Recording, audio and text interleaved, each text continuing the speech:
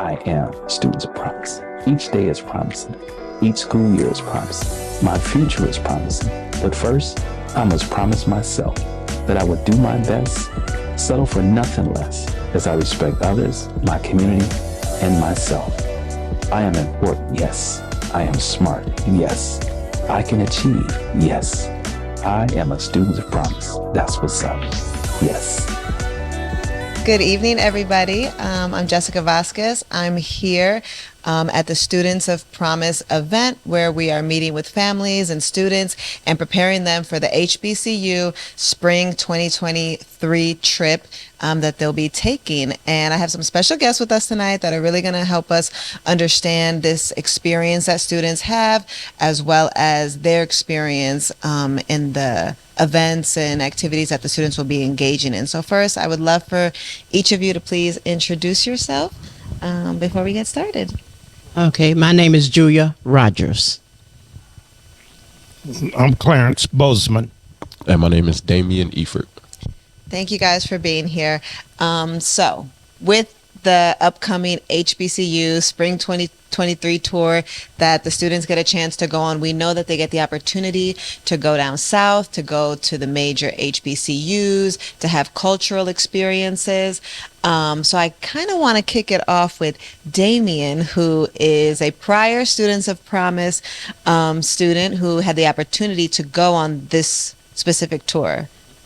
Awesome. So if you would love to share with us, what was your experience in having that opportunity to go from Ohio to the HBCUs down south? So honestly, I'd say it was a bonding experience, a little different from how it's organized now. So we had about 40 to 50 kids from the same school. It was an all-boys trip at the time, and we took a bus down. So these kids are pretty spoiled that they get to interact with students from all around the city. And they get to fly. So, congratulations to the program for that new addition. Kind of jealous. Some nice upgrades. Nice upgrades. Kind of jealous. But so the program was a complete bonding experience. We ran through some of the similar, I guess, pre-work or preconditioning before we decided to take off. Mm-hmm. The bus ride down was amazing. Mr. Richardson, we had two other leaders at the time, Mr. White and Mr.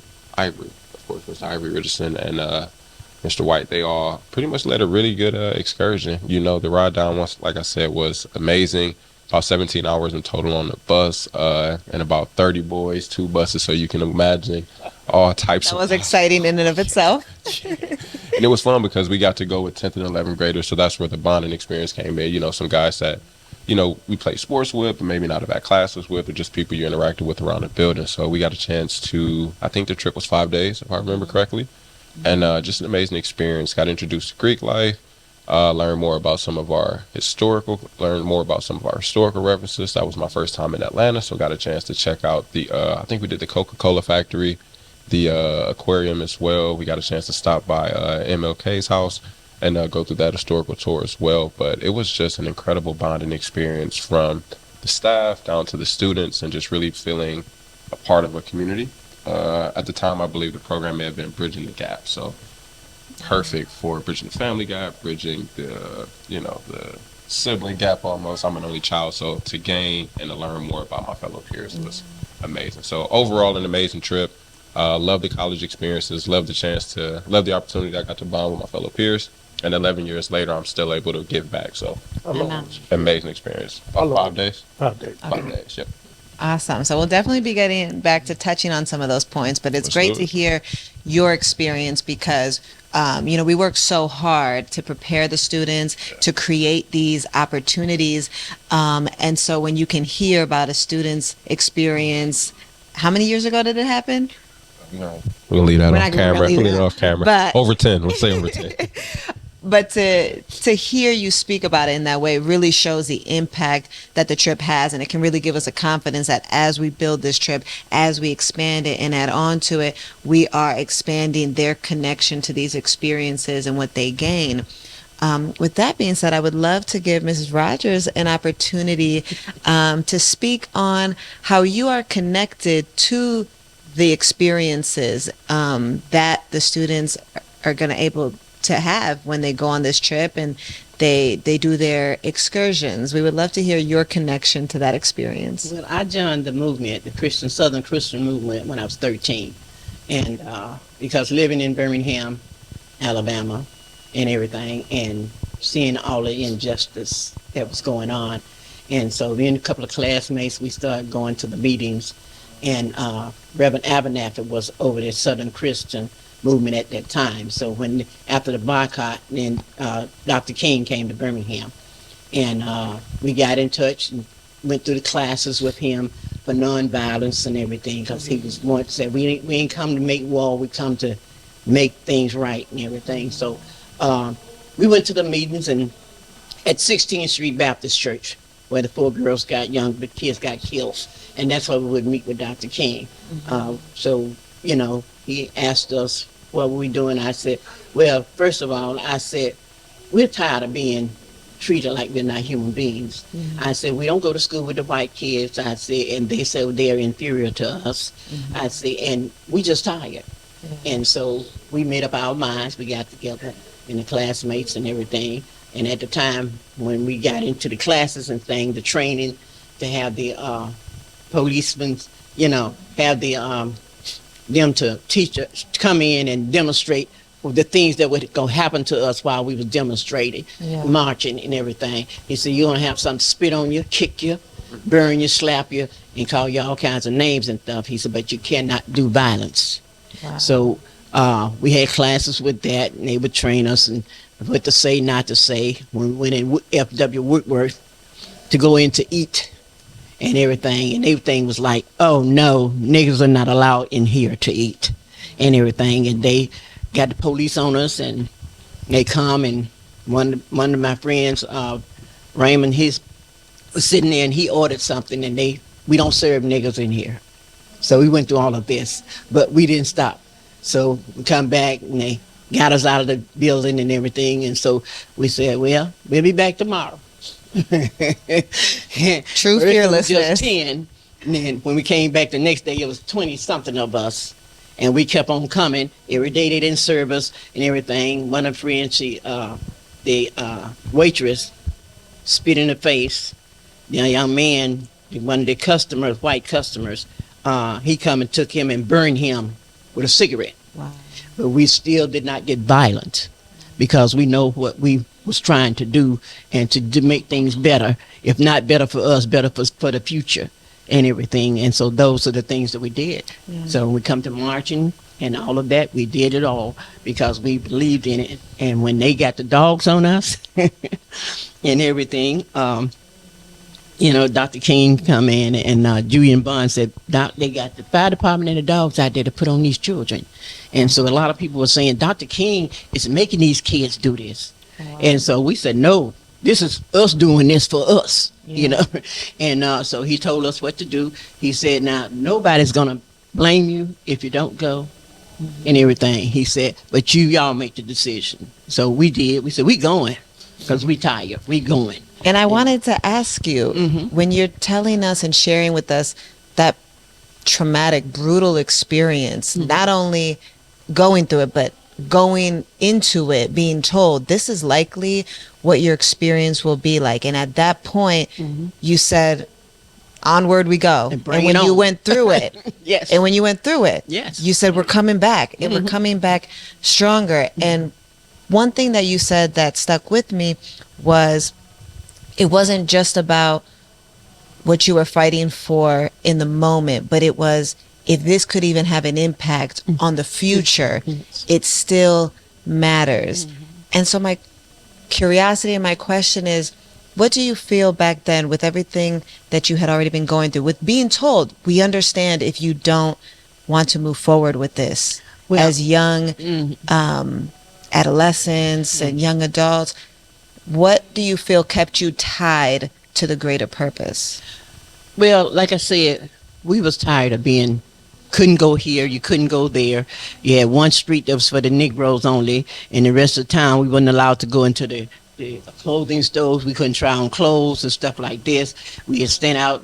My mother and I had to stand outside the grocery store until all the white people get through buying their grocery, and then they would let them at the door. We're not allowed to try no clothes on or nothing like that and everything. And I was just like, it can't be like this, you know, and everything. So so a lot of people say hatred. I said, we are not born with hatred. Hatred is taught. I said, we were never taught to hate. You know, my parents told us, he said, stand up for what you believe in. So no matter what, stand up for what you believe in. Don't let nobody coward you down. So we took that into focus, and we all did just what we had to do. And we said, when he said fire department and the dogs, bring it on. Yeah. We went right on across from 16th Street Baptist Church, across the park and everything. And I tell them all, the funniest thing was my parents never knew I joined the organization. Wow. And everything. And so when we marched, I was 15. And we were going across the park, and my mother was coming downtown across the park, and she saw me. She said, Belle, come back here. I said, no, Mama, I got to march for my rights. Wow. And everything. So she went behind us, you know, when it was getting the water hose and things on her and everything. She was saying, y'all better not hurt my baby. Y'all better not hurt my baby. She knew you were gonna. She knew we were not going to turn around. We hadn't made up our minds and everything. You know, I don't care what nobody said. Black people make up their mind about something. They going through with it, no matter what. And so when they did that and everything, my mom, y'all better not hurt my baby. When they brought out the dog to the roof, my mama said, baby, you on your own. Wow, what a powerful story. I got to tell you, Daddy didn't know either, but he was at work. When he got home, he said, well, all right. You know, she thought he was going to be angry. She said, So no, we told her, do what you trust and believe in. Stand up for it. Thank you for your fearlessness and for continuing to tell the story, to share that, because it's so important that you're able to tell your story, that you're able to leave the legacy of your experience to motivate others, to shed light on that experience. And it's you telling the story, not a textbook, you know, not somebody who came up with the documentary, but from you. That's truly powerful. And we thank you for sharing that. It's something that I was doing, you know, even when I finished school and went to University of Alabama and all that stuff. And you know, we were still doing what we had to do. Even after, you know, my husband, he marched too. He was from Marion, Alabama. Yeah. And so we was just determined that our children was going to be treated equal in everybody else, you know. And so when we marched and did the marching, they put us in jail and kept us in there and everything. So Dr. King said, stay in jail as long as you can so they won't have room for nobody else. So they moved us from the city jail with no room for us. Then they kicked us to juvenile because we were teenagers with no room at juvenile. Then they kicked us to the county jail where they had the hardened criminals of that. And Judge Gaylor down in Montgomery, Alabama, he expelled all of us from school for marching. So Robert Kennedy was the Attorney General. He came down with the National Guard, and he came to the jail where we was at the county jail. He says, how are y'all doing? How they treating you? So I said, they think we're dogs. He said, what you mean? I said, they try to feed us dog food, jazz dog food. He said, how you know what jazz dog? I said, because I had a dog and I just what we fed him. I said, so I know. He told us cut potatoes up in it, said it was hash. I said, I ain't no dog. So he said, okay. He went to Bull Connor. He said, if you don't get these children out of here, he said, you won't have a job, not even on the moon. And he said, now I'm going down here to Montgomery and take care of Judge Gaylor. And he got to stay back in school saying you better not hold nothing against him or nothing big rape power. And so when we went, they moved us out of there and took us to the fairground where we all had some room there and little army cots to sleep on. Before we was standing up the whole time we was in there. We was in there packed like sardines in a can. And if somebody wanted to move around, we all had to move at the same time. Because that's how tight they had us in there. Wow. And everything. And so, you know, we was just determined. Relentless. We're not going to give up. And they didn't like it because we kept on saying the song, we ain't letting nobody turn us around. And we going to overcome. And they didn't like that. They had a little box in there. How big is that trash can? And at the county jail. At the top of that, and he had a big toe to it, like a little outdoor toilet. Like. They took us out, and it wasn't big enough to hold, you know, no more than two people that were maybe 150 pounds. I weighed 115 pounds, and they packed 10 of us in there, and they had 3 holes at the top. Wow. And they poured water, they put a padlock on it, locked us in there. And they poured water down through those 3 holes and kept us in there. We kept on singing till we passed out. Then they opened the thing up and drug us back to the cell. So we still didn't stop because we was determined. And they got that message. They got the message. They got that message. Thank you for sharing that with us. Mr. Bozeman, I want to make sure I give you an opportunity to speak to your experience, and, it sheds light on the history of, the experiences our students are going to be going on. But as we heard from Ms. Rogers, there's nothing quite like hearing it directly from those who've been in those experiences. Well, our experiences are similar. They are socially connected because we lived in the same state, in the same area.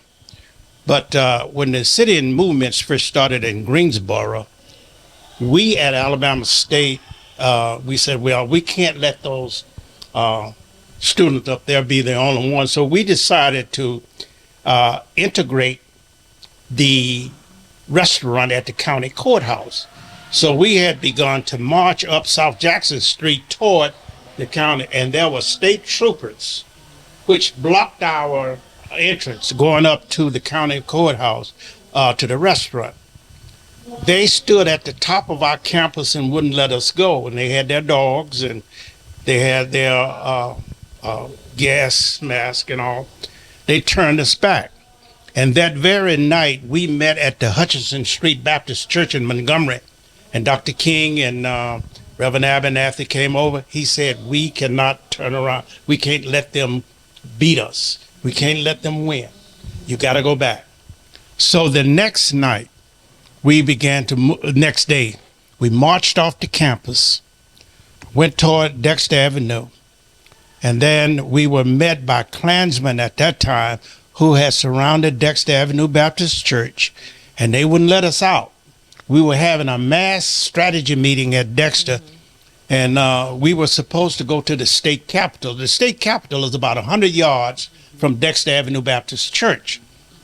So we were in there, and by the time we got up to go out, they turned us back and said, you can't go out because it's surrounded by troopers and Klansmen. And Klansmen had these leather gloves on, and they had steel-tipped batons. And as we were going out, they were smacking their batons against their gloves and made a very frightening sound. Yeah.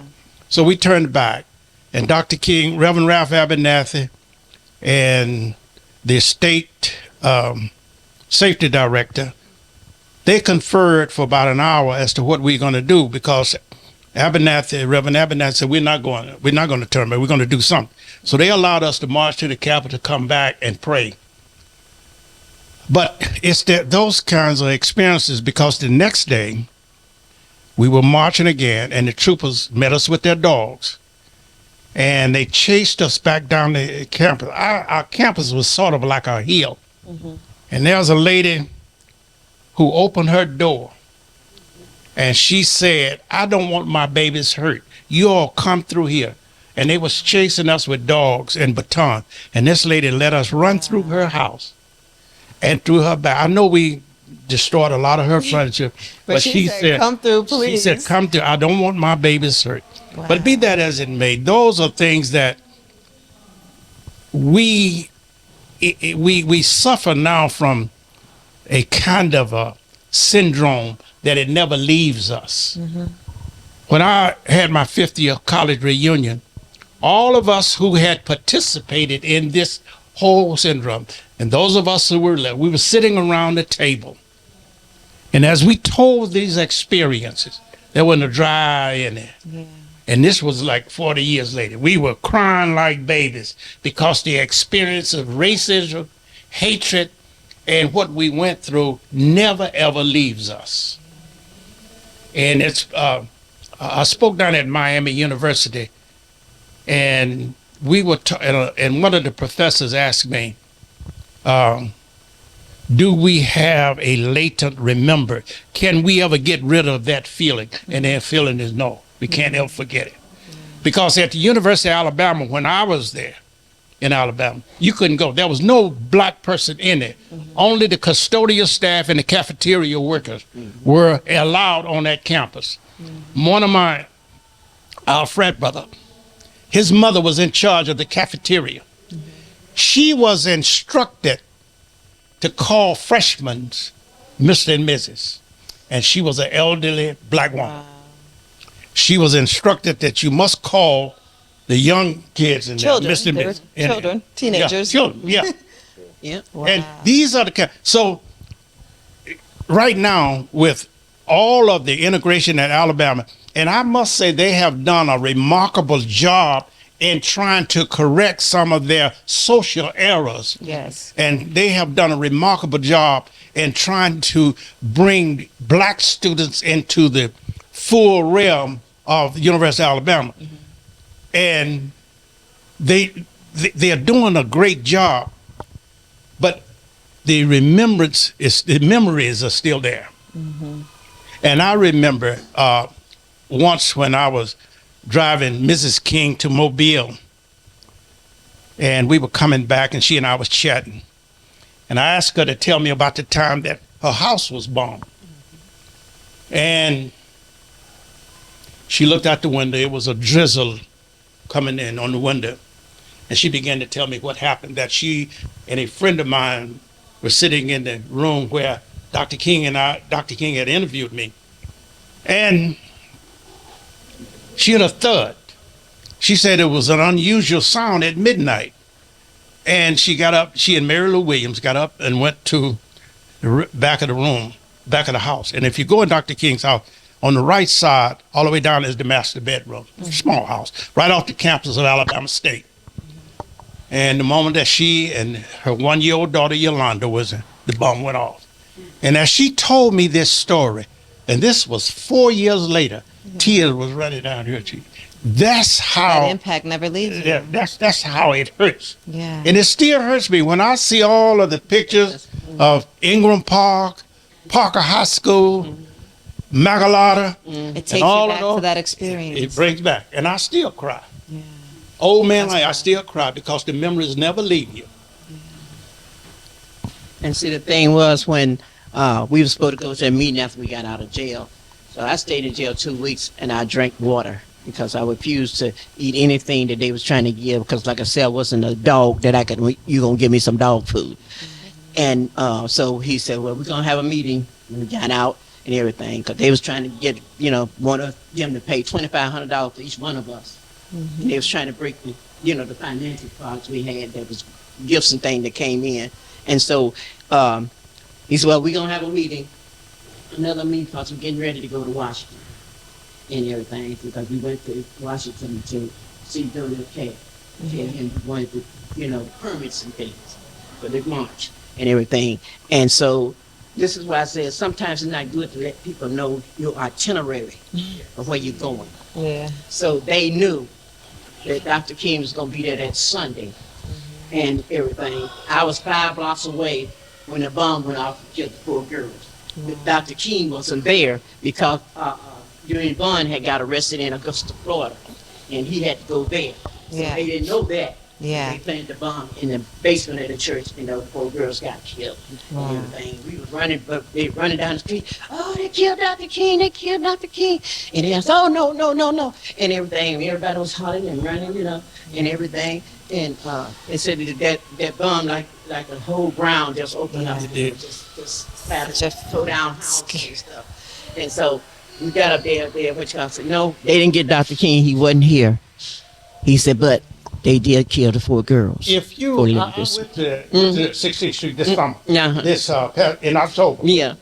They have a museum in that church that it denotes exactly where that bomb was placed, on the outside of the steps, and it's near the library where the kids went, the girls went down, and they went Sunday school, and they have a marked off territory in the Civil Rights Museum in Birmingham.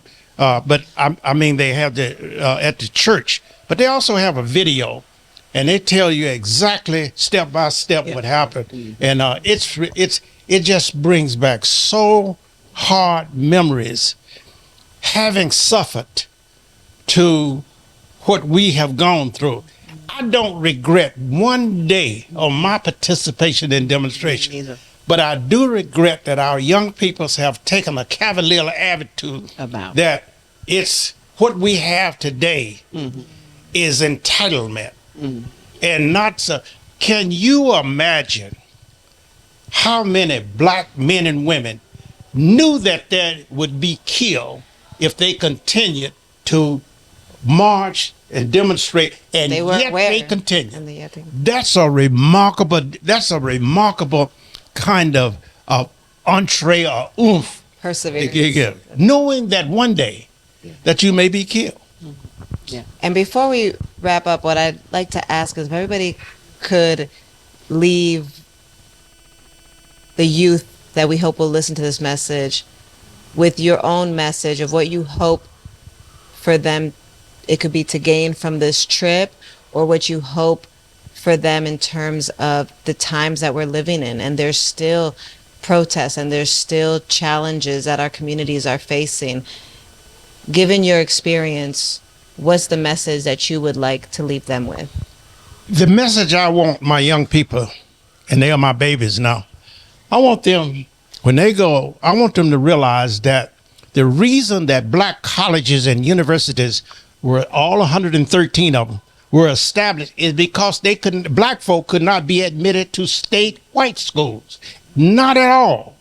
That is reason from the early 1800s up until this very present moment is that the reason that you got HBCUs is because there was no way that black folk could go to school. Otherwise, you could even get you couldn't go. You couldn't get an education. So I want them to remember that the sacrifices that everybody played for them to be where they are as they go through these HBCUs and realize that there was so much that these presidents of these black universities went through just to save it. When our Divine Nine was arrested going to the restaurant, John Patterson, governor of Alabama, told President Trenum, close Alabama State down or I will. He said, I can't. He said, well, I want you to expel the 9 students who tried to integrate the restaurant at the. You do that or you close it down. The president hands were tied. He said, I can't close a school down with 3,000 students with no place to go. So he had to expel, and later on, we gave a degree to each one of those 9 who were kicked out. Thank you for leaving them with that message. Ms. Rogers, what would you like to leave? I want them to not take things for granted. I want them to look back and remember. That's why we're going to schools, Salvation Army, anywhere, anybody, churches, anywhere they call and ask me to come and speak to them. And I would tell them, a lot of people died that you have what you have today. That's because when we came up, there was no Burger King, have it your way. Okay? We would live in a neighborhood where the white people had their little stoves, little cafes and everything. You go there and get them your money at the front door, you go to the back door, and they give you a sandwich. Might not be what you want, but you couldn't say nothing because the police would get you and you wouldn't get no money back and everything. I said, don't take things for granted.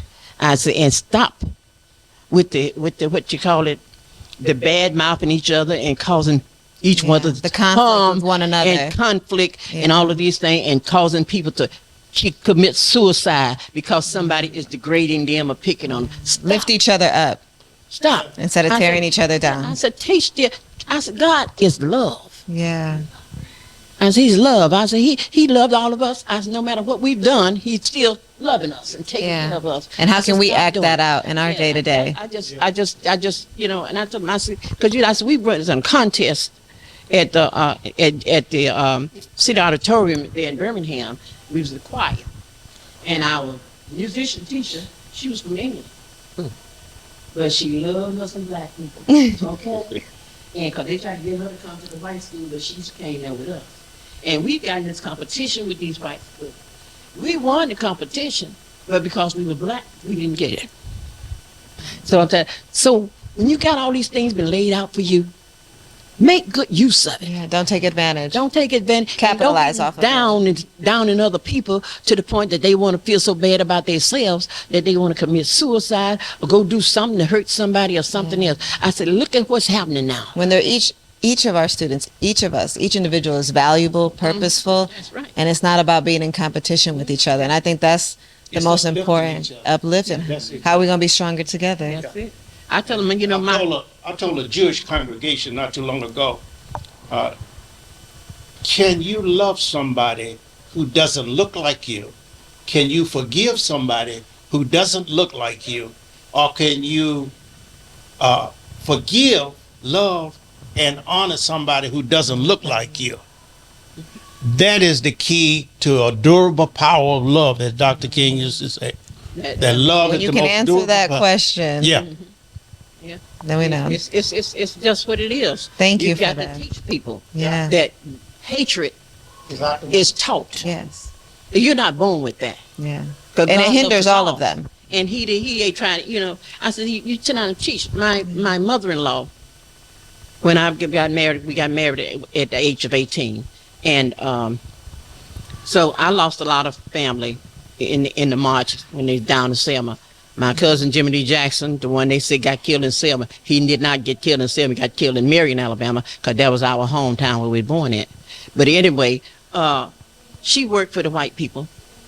And these white people, you know, she'd go there and they had little small kids. She would go there, leave her house with her children, and go there at 5 o'clock in the morning to their house to bathe their kids, get them ready for school, fix breakfast for him and his wife, and they go off their jobs and everything. And she had to say to them, yes, ma'am, Miss Lucindy, yes, ma'am, Miss the little kids. She got the yes, ma'am, them, and she a grown woman, Wow. got 6 kids. And they worked all day long, washing, scrubbing the floors on her hands and knees for $1.75 an hour. And she was still doing that after I married my husband Yeah. and everything. And I tell you, some of this stuff is taught. Yeah. Because when my husband working at the hospital, he got paid $90 a month. He was an orderly. And you hear some people say, I ain't working unless they give me $20 an hour. Yeah. Have you It earned really it? speaks to what you said about not taking Yeah. things for granted given the opportunities we have now. I want to end with Damien. What would you like to leave the youth with? So I had a really good conversation with one of my close friends from undergrad, and one thing me and him talked about, this isn't your practice life, you know, you really only get one. So make an impact, choose a cause that you want to fight for, whether it's something as pivotal as race or something as simple as jeans from a company you like, you know, but whatever it is, find some passion, find some action, and just make it happen. Make it happen. Thank you. I feel like we can wrap that up with saying, you know, all in all, it's definitely understanding and recognizing your history and who's come before you and who's paved the path for you to live the life you have, to not take advantage of opportunities, to love one another, to uplift one another, and to identify being purposeful and moving forward in that. Amen. Amen. Thank you. Thank you. Thank you.